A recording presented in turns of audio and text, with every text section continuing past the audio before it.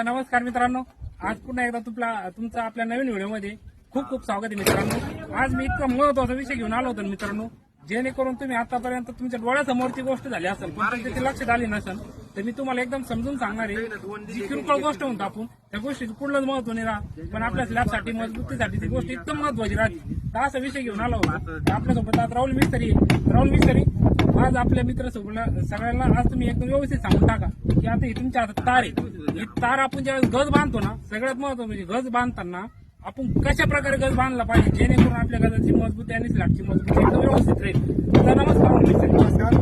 हा राहुल मिस्त्री, तर दोन प्रकारचे बांध राहतात, त्याचे पहिली प्रकार सांगा आणि दोन प्रकार सांगा. सर्वात प्रथम पहिला प्रकार म्हणजे साधी आडी मारून दिली. बरं, जी साधी आडी राहते. हा आणि दुसरी म्हणजे आमच्याकडे चाडी गाठ म्हणतात, तुमच्याकडे काय म्हणतात ते तुम्ही कमेंट मध्ये करू शकता, किंवा डबल गाठ बी म्हणते आमच्याकडे. बरोबर. पण ज्यावेळेस आपण डबल गाठ बांधतो किंवा चाडी गाठ बांधतो तर आपण असे बेंड मारेल राहतात. आपण असे डबल जर बांधली तर जेणेकरून आपली बेंड पडत नाही. बेंड पडले नाही म्हणजे आपल्या स्लॅबची मजबूती वाढते. त्याच्याकरता डबल गाडी जर अशी चाडी गाठ जर मारली तर आपल्याला स्लॅब मजबूत बांधला जातो आणि बेंड पडत नाही. बरोबर. तर मित्रांनो, आता ही तार पाहू शकता.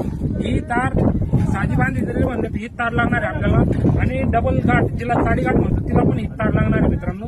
तर एकच तार लागणार आहे, फक्त फरक एवढा आहे तर तुम्ही जर हिनं जर साडी गाठ जर मारली ना, जिला आपण डबल गाठ म्हणतो, तर ती एकदम मजबूत झाल्याशिवाय राहणार नाही. आणि सगळ्यात महत्त्वाचं, ज्यावेळेस तुमचा गाडा किंवा इथं माणसं बी गेले तर ते पडणार नाही. तो जो आपला बेंड राहतो, जो घोडा राहतो, तो पडणार नाही. त्यासाठी तुम्ही होता येईल तेवढं साडी गाठ मारून घेत चला. तुम्हाला मध्ये पण दाखवतो साडी गाठ कशी असेल.